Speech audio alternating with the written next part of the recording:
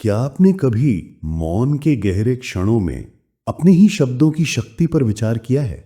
हम जो बोलते हैं, क्या वे केवल ध्वनियां हैं या वे जीवंत स्पंदन हैं जो ब्रह्मांड के ताने बाने में हमारी नियति को बुन रहे हैं? क्या आपने कभी कल्पना की है कि आपकी वाणी, आपकी आवाज केवल संवाद का एक साधन नहीं, बल्कि सृजन का, रचना का एक दिव्य उपकरण हो सकती है?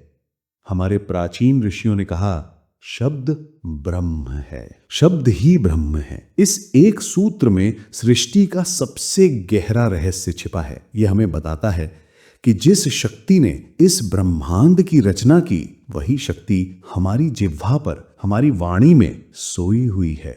हम दिन भर में हजारों शब्द बोलते हैं, कितने सचेत होकर, कितने प्रेम से, और कितने बस आदतन, बिना सोचे बिना समझे। हम अपनी सबसे बड़ी शक्ति को, अपनी इस आत्म शक्ति को कितना कम आंकते हैं। हम भूल जाते हैं कि हर शब्द में एक ऊर्जा है, एक कंपन है, एक बीज है। जब हम क्रोध में बोलते हैं तो हम जहर बोते हैं, जब हम प्रेम से बोलते हैं तो हम अमृत सींचते हैं। और ब्रह्मांड का शाश्वत नियम है, जो हम बोते हैं वही लौटकर हमारे पास आता है। लेकिन क्या हो यदि मैं आपसे कहूं कि दिन में एक ऐसा रहस्यमय, एक ऐसा जागृत क्षण आता है जब ये शक्ति, आपकी वाणी की ये दिव्य शक्ति अपने चरम पर होती है। एक ऐसा चमत्कारी समय जब आपकी चेतना ब्रह्मांडीय चेतना के साथ एक हो जाती है, जब आपके होंठों से निकला हर शब्द, चाहे वो एक गहरी प्रार्थना हो, एक तीव्र इच्छा हो या एक अनजाना भय, तुरंत ब्रह्मांड में गूंजता है और तथास्तु, यानी ऐसा ही हो का आशीर्वाद पा लेता है। ये कोई कल्पना नहीं है, ये योगियों और संतों द्वारा अनुभव किया गया एक गहन आध्यात्मिक सत्य है। ये वो क्षण है जब आपकी जिह्वा पर ज्ञान और कला की देवी मां सरस्वती साक्षात विराजमान होती हैं। आज सोल शक्ति में हम उसी गुप्त, उसी पवित्र क्षण के पर्दे को उठाएंगे। हम जानेंगे उस विशेष समय के बारे में जब आपकी हर प्रार्थना सुनी जाती है, हर सच्चा संकल्प, हर दिव्य अफर्मेशन वास्तविकता बनने लगता है। लेकिन हम ये भी समझेंगे कि इस अपार शक्ति के साथ कितनी बड़ी जिम्मेदारी आती है, क्योंकि उस क्षण में अनजाने में निकला एक नकारात्मक शब्द, एक भय हमारे ही जीवन में बाधाएं खड़ी कर सकता है। तो अंत तक हमारे साथ बने रहिए, क्योंकि आज जो आप जानने जा रहे हैं वो आपकी सोच, आपके बोलने का तरीका और शायद आपके भाग्य को हमेशा के लिए बदल सकता है। हमारी दुनिया शब्दों से बनी है। परमहंस योगानंद जी ने हमें सिखाया कि ये पूरी सृष्टि ईश्वर के कॉस्मिक वाइब्रेशन या ब्रह्मांडीय स्पंदन का घनीभूत रूप है। सब कुछ ऊर्जा है और हमारे शब्द, वे उस ऊर्जा को निर्देशित करने वाले वाहन हैं। जब हम कुछ बोलते हैं तो हम केवल ध्वनि नहीं, बल्कि एक निश्चित आवृत्ति को ब्रह्मांड में भेजते हैं, और वो आवृत्ति अपनी जैसी ही आवृत्ति को आकर्षित करती है। यही आकर्षण का, यही कर्म का विधान है। हमारे बड़े बुजुर्ग, हमारी दादी नानियां जब कहती थीं, बेटा सोच समझ कर बोलो, कभी बुरा मत बोलो, किसी के लिए अपशब्द मत बोलो, तो वे केवल नैतिक शिक्षा नहीं दे रही थी, वे गहरे आध्यात्मिक विज्ञान को जी रही थी। वे जानती थी कि दिन में एक ऐसा मुहूर्त आता है जब तथास्तु कहने वाली दिव्य शक्तियां, या कहें कि हमारा अपना जागृत अवचेतन मन, यानी सुपर कॉन्शियस माइंड पूरी तरह सक्रिय होता है। और अगर उस क्षण में आपने आवेश में, निराशा में या भय में अपने लिए या किसी और के लिए कुछ नकारात्मक कह दिया, तो ब्रह्मांड ये नहीं देखता कि आप ये चाहते हैं या नहीं। वो केवल आपके विश्वास की प्रबलता, आपकी ऊर्जा के कंपन को पकड़ता है और उसे सच कर देता है। पुराणों में एक कथा आती है। एक महान ऋषि घोर तपस्या में लीन थे। उनकी तपस्या के तेज से देवराज इंद्र का सिंहासन हिल गया। उन्हें भय हुआ कि ये ऋषि अपनी तपस्या के बल पर स्वर्ग पर अधिकार कर लेंगे। इंद्र ने उनकी तपस्या भंग करने के कई प्रयास किए, पर ऋषि अडिग रहे। अंत में इंद्र स्वयं एक साधु का वेश धरकर ऋषि के पास पहुंचे और उनकी सेवा करने लगे। ऋषि उस निस्वार्थ सेवा से बहुत प्रसन्न हुए। एक दिन जब ऋषि अपनी साधना के चरम पर थे, उनकी चेतना ब्रह्मांडीय ऊर्जा से एकाकार हो रही थी। उनकी आत्मा समाधि में लीन थी। वही दिव्य क्षण था, वही जागृत पल था। उस समय इंद्र रूपी साधु ने ऋषि से वरदान मांगा, हे मुनिवर, यदि आप प्रसन्न हैं तो मुझे अपनी हजारों वर्षों की तपस्या का संपूर्ण फल दे दीजिए। ऋषि उस अर्ध जागृत समाधिस्थ अवस्था में थे। उनके मुख से अनायास ही निकल पड़ा, तथास्तु। और पलक झपकने में ही ऋषि की हजारों वर्षों की साधना, उनका सारा पुण्य इंद्र को प्राप्त हो गया और वे एक साधारण मनुष्य रह गए। सोचिए, एक शब्द, केवल एक शब्द, यह है उस दिव्य क्षण की शक्ति। यह है वाणी के संयम का महत्व। यह क्षण इतना शक्तिशाली क्यों है? इसके पीछे गहरा ज्योतिषीय और आध्यात्मिक विज्ञान है। हमारा सौरमंडल, हमारे ग्रह नक्षत्र सब एक निश्चित लय, एक कॉस्मिक रिदम में चल रहे हैं। दिन के 24 घंटों में एक ऐसा विशेष लग्न आता है, एक ऐसी खगोलीय खिड़की यानी कॉस्मिक विंडो खुलती है, जब ग्रहों की स्थिति और पृथ्वी की ऊर्जा ब्रह्मांड के आध्यात्मिक द्वारों को खोल देती है। इस समय में की गई प्रार्थना, किया गया ध्यान या लिया गया संकल्प सीधा परम चेतना तक पहुंचता है। यह एक स्पिरिचुअल हाई स्पीड इंटरनेट की तरह है, जो आपकी आत्मा की पुकार को बिना किसी बाधा के सीधे ईश्वर तक पहुंचाता है। पर वो समय है कौन सा? हम सब यही जानना चाहते हैं। वो कौन सी घड़ी है, कौन सा पहर है? किंतु उस रहस्य को जानने से पहले हमें स्वयं को उस शक्ति के लिए तैयार करना होगा, क्योंकि जैसा कि गुरुजन कहते हैं, शक्ति को संभालना, उसे सही दिशा देना, शक्ति प्राप्त करने से भी अधिक महत्वपूर्ण है। यदि किसी बच्चे के हाथ में तलवार दे दी जाए तो वो स्वयं को ही हानि पहुंचा सकता है। उसी प्रकार यदि हमारा मन अशुद्ध है, हमारे विचार नकारात्मक हैं, हमारा हृदय ईर्ष्या, द्वेष और क्रोध से भरा है और हमें इस दिव्य क्षण का ज्ञान हो जाए, तो हम अनजाने में अपना ही सर्वनाश कर बैठेंगे। इसलिए पहला कदम है तैयारी, एक साधक की तैयारी। हमें अपने मन के पात्र को शुद्ध करना होगा, उसे निर्मल बनाना होगा। अपने मन से ईर्ष्या, द्वेष, क्रोध, घृणा और भय के विष को निकालना होगा। हमें क्षमा करना सीखना होगा, दूसरों को भी और स्वयं को भी। जब हमारा मन एक शांत सरोवर की तरह स्थिर और निर्मल हो जाता है, तभी उसमें सत्य का, ज्ञान का कमल खिल सकता है। दूसरा कदम है वाणी का संयम। ये योग का एक महत्वपूर्ण अंग है। सत्य और अहिंसा केवल कर्म में नहीं, वाणी में भी। हमें दिन भर अपने शब्दों पर ध्यान देना होगा, पहरा देना होगा। हम क्या बोल रहे हैं, क्यों बोल रहे हैं और उसका क्या प्रभाव पड़ेगा। व्यर्थ की बातों से, निंदा से, आलोचना से और झूठ से हमें बचना होगा। जब हम अपनी वाणी की ऊर्जा को, अपनी प्राण शक्ति को व्यर्थ नहीं गंवाते, तो वो संचित होने लगती है, वो घनीभूत होने लगती है। और जब वो दिव्य क्षण आता है, तो यही संचित ऊर्जा, यही ओजस हमारी प्रार्थना को, हमारे संकल्प को ब्रह्मांड में भेजने का अमोघ अस्त्र बन जाती है। अब जब पात्र शुद्ध है और वाणी संयमित है, तब हम उस अमृत वेला का रहस्य जानने के अधिकारी बनते हैं। वो दिव्य समय है, ब्रह्म मुहूर्त। जी हां, ब्रह्म मुहूर्त सूर्योदय से लगभग 1.5 घंटे पहले का समय, मोटे तौर पर सुबह 4 बजे से 5:30 बजे के बीच का समय। हमारे शास्त्रों ने, हमारे गुरुजनों ने इस समय को अमृत वेला कहा है, अमृत का समय। ये वो समय है जब रात का अंधकार, जो तमस का प्रतीक है, समाप्त हो रहा होता है और दिन का प्रकाश, जो सत्व का प्रतीक है, उदय होने वाला होता है। ये संधि काल है, ये प्रकृति का ध्यान काल है। इस समय पूरी प्रकृति एक गहरी शांति में होती है।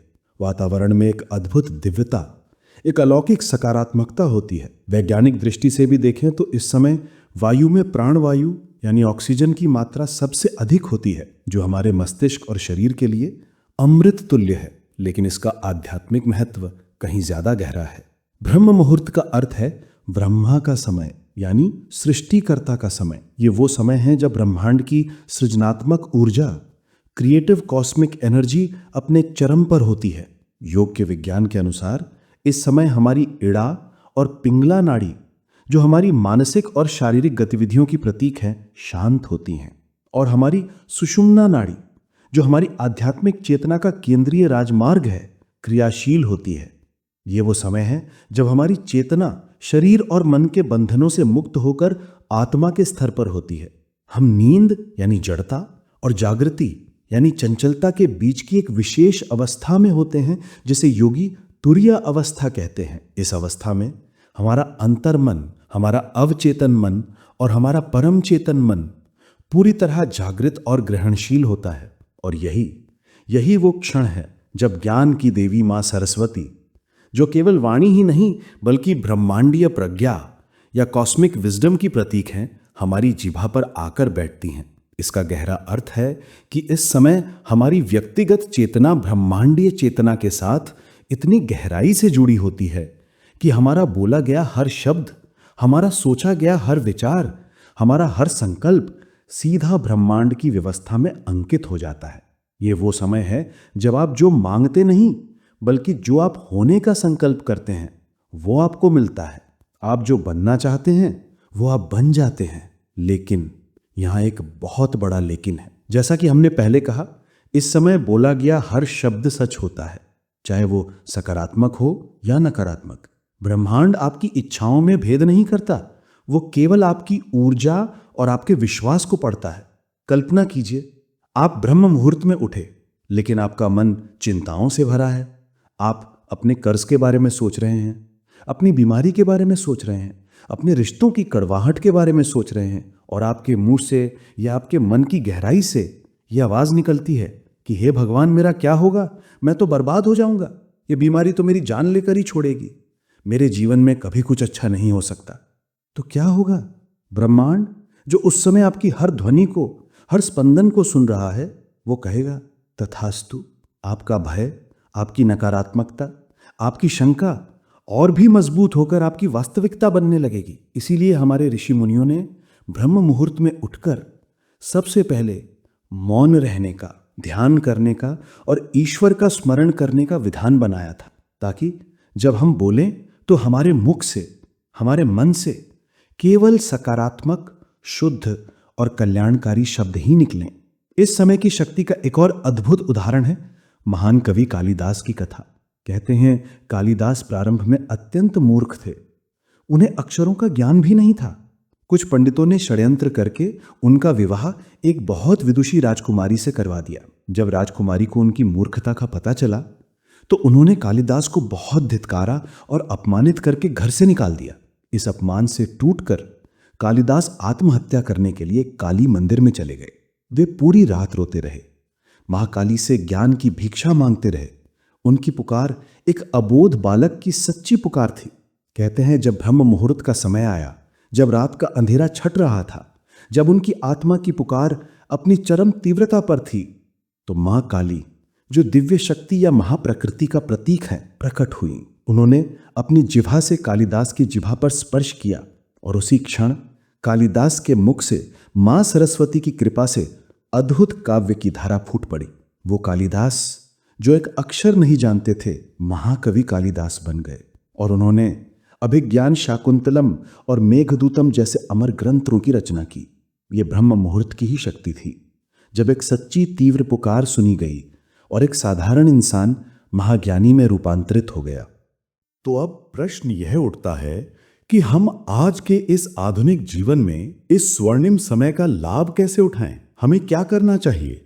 ये एक साधना है, एक अभ्यास है। सबसे पहले ब्रह्म मुहूर्त में उठने का नियम बनाएं। ये प्रारंभ में कठिन हो सकता है, पर परमहंस योगानंद जी कहते थे कि इच्छा शक्ति यानी विल पावर ही सब कुछ है। अपने मन को एक मित्र की तरह समझाएं कि ये आपके अपने ही रूपांतरण के लिए है। दूसरा, उठते ही शांत बैठ जाएं। सीधे बिस्तर से कूदकर काम में या मोबाइल में ना लग जाएं। कुछ देर, 5 मिनट, 10 मिनट, बस शांत बैठें। अपनी आंखों को कोमलता से बंद करें।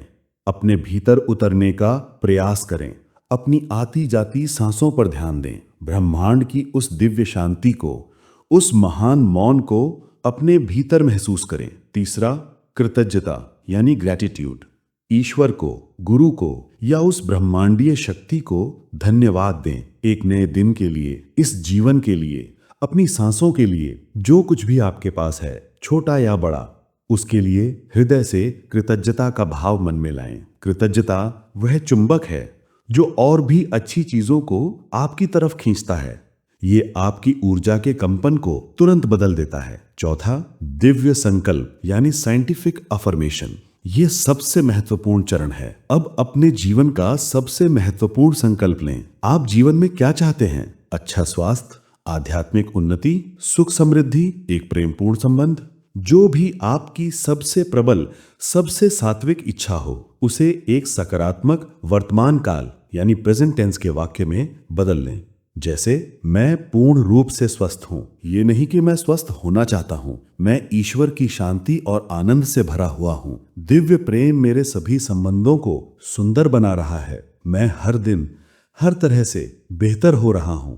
इस वाक्य को, जिसे परमहंस योगानंद जी साइंटिफिक अफर्मेशन यानी वैज्ञानिक दृढ़ कथन कहते थे, पूरे विश्वास, पूरी भावना और पूरी एकाग्रता के साथ मन ही मन या धीमे स्वर में दोहराएं। केवल शब्दों को नहीं, उसके भाव को महसूस करें। महसूस करें कि आपकी इच्छा, आपका संकल्प पहले ही पूरा हो चुका है। उस स्वास्थ्य को, उस आनंद को, उस प्रेम को अभी इसी क्षण महसूस करें। जब आप ऐसा करते हैं तो आप अपनी इच्छा की ऊर्जा को अपने अवचेतन मन की असीम शक्ति के साथ सीधे ब्रह्मांड के केंद्र में भेजते हैं। और क्योंकि यह ब्रह्म मुहूर्त का समय है, आपकी वाणी पर, आपके मन पर दिव्य चेतना का वास है, इसलिए इस संकल्प का सत्य होना लगभग निश्चित हो जाता है। पांचवा, ध्यान या प्रार्थना। इसके बाद आप मंत्र जाप कर सकते हैं, जैसे गायत्री मंत्र या अपने गुरु मंत्र का। आप अपने इष्ट देव की प्रार्थना कर सकते हैं, या सबसे उत्तम, बस मौन रहकर अपनी सांसों पर या अपने तीसरे नेत्र पर ध्यान कर सकते हैं। अपने भीतर की शांति में डूब सकते हैं। याद रखिए, ये एक साधना है। ऐसा नहीं होगा कि आपने एक दिन किया और दूसरे दिन चमत्कार हो गया। इसे आपको धैर्य और विश्वास के साथ प्रतिदिन अपने जीवन का अभिन्न अंग बनाना होगा। जब आप प्रतिदिन इसका अभ्यास करेंगे तो आप पाएंगे कि आपका जीवन धीरे धीरे जादुई रूप से बदल रहा है। आपके सोचे हुए काम बनने लगेंगे। आपके रास्ते की बाधाएं अपने आप दूर होने लगेंगी। लोग आपकी ओर आकर्षित होने लगेंगे, क्योंकि आपकी वाणी में, आपकी उपस्थिति में एक अद्भुत तेज, एक सम्मोहन शक्ति, एक दिव्य चुंबकत्व आ जाएगा। आज के इस भागदौड़ भरे जीवन में हम प्रकृति से, अपनी आत्मा से दूर हो गए हैं। हम देर रात तक कृत्रिम प्रकाश में अपनी ऊर्जा को नष्ट करते हैं और सुबह देर से उठते हैं। हम दिन के सबसे शक्तिशाली, सबसे दिव्य समय को, सबसे अमृतमय क्षणों को सोने में गवा देते हैं, और फिर हम शिकायत करते हैं कि हमारी प्रार्थनाएं सुनी नहीं जाती। हमारा भाग्य खराब है। दोष भाग्य का नहीं है मेरे मित्र, दोष हमारी दिनचर्या का है, हमारी अज्ञानता का है। सोल शक्ति का यही प्रयास है कि हम आपको उस प्राचीन शाश्वत ज्ञान से फिर से जोड़ें, जो हमारे गुरुजनों ने, हमारे ऋषियों ने हमें विरासत में दिया है। ये ज्ञान आज भी उतना ही जीवंत और प्रासंगिक है जितना हजारों साल पहले था। जरूरत है बस उसे समझने की और अपने जीवन में लागू करने की।